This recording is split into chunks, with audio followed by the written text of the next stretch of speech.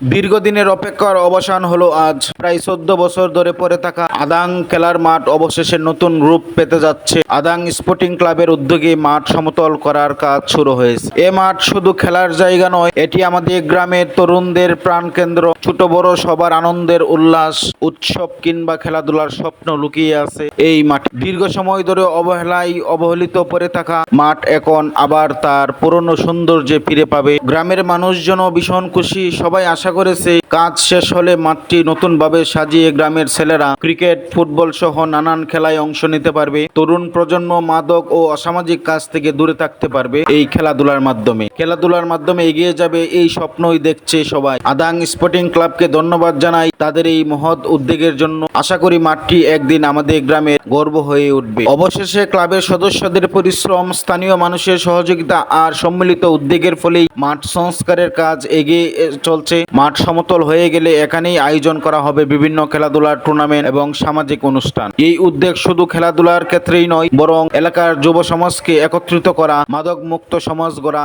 এবং সুস্থ বিনোদনের পরিবেশ তৈরি করার দিকেও বড় ভূমিকা রাখবে। তাই আবারও ধন্যবাদ জানাই আদাং স্পোর্টিং ক্লাবের সকল খেলোয়াড় বৃন্দকে, যাদের মহৎ উদ্যোগে আজ কাজটা সম্পন্ন হলো।